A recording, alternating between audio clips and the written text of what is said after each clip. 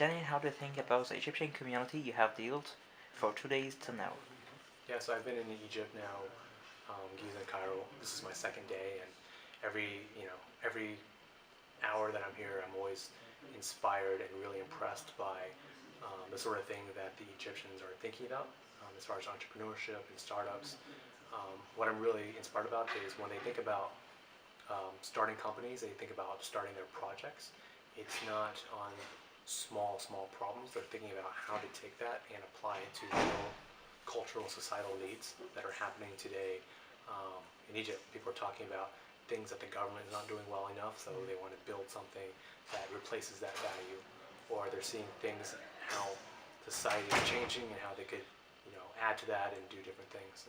And it's incredible. And I've never been to Egypt before, and I don't know a lot about the startup and entrepreneurship ecosystem out in Egypt, but I've been really impressed. Went to startup weekend, great experience. Went to Flat Six Labs, Just sort of Labs, yes. yeah, sort of an accelerator, which is really cool, and met just a bunch of people, and it feels like a nice tight ecosystem. People recognize each other, they work with each other often, and you see the same sort of energy that I see in other places in the world. So it's awesome. Within going through the teams today, when you were monitoring them, so what could you find of a progress is happening with the teams? Did you find like there's a diversity between the ideas, or did you find like a stereotypes? Yeah, absolutely. There's a lot of diversity between the different projects people are working on. Some people are working on sort of traditional consumer-oriented mobile and web applications. Some people are not even working on really technology in general. They're working on real problems that they want to solve, but sort of using technology in a nice way to help facilitate that better. Some of the progress I've seen is people thinking about how to use technology and prove out their hypotheses and some of their ideas. They want to make sure that it's a real thing.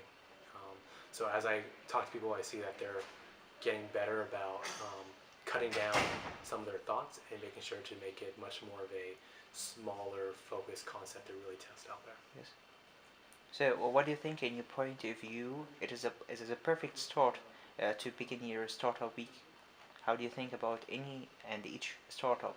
How do you think what is the main building point for any startup?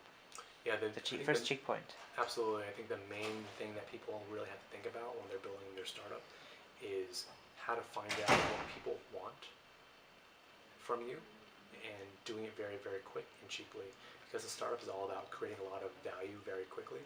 You don't want to spend energy, time, money, all this thought power in the wrong direction. So instead of spending 6 months building a product and then launching it and seeing if it resonates with people, you want to be able to test out the idea by doing something that doesn't require anything at all. You don't have to write a single line of code before you can validate who your customers are, if your product's the right solution for what they want, and whether or not they will ever pay you and how long that will take.